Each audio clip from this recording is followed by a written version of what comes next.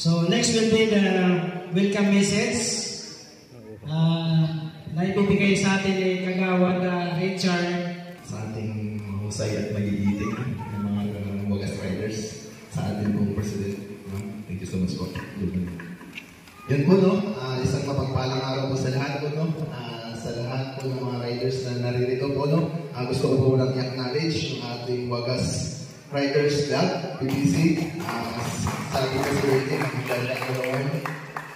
sa ating pong Vice siguro President po, sa kaibigan ko naman nagkakalabigas siguro taga-dito sa aming Kalabit Barangay, Sir Sandro Galas, at ang ating Wagas Riders Club, Aberdan, sa pamumunan ng kanilang President, Ryan Mendoza.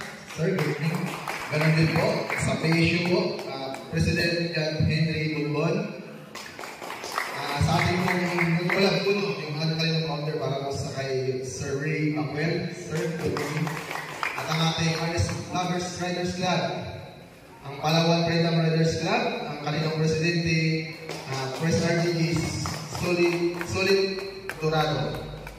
At ang Team Smash Palawan Riders Club, President Junel Mostero.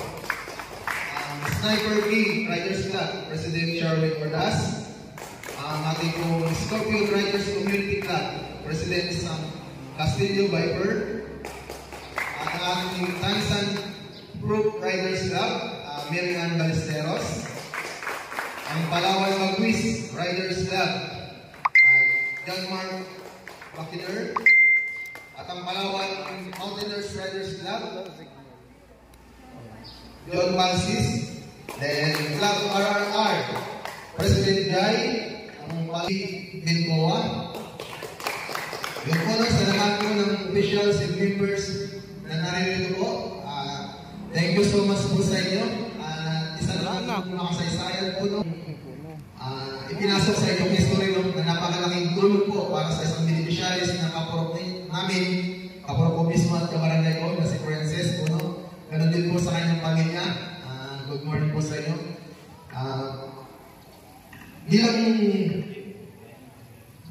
Hindi po ng ating punong barangay, no? At ang council ay taos-puso pong wini-welcome po kayo sa activities po na ito. At isa po yung taos-puso pong nagpapasalamat ang buong konseyo sa kapanguna po ng aming Honorable Kapitan Ernesto Dicker Jr. po, no?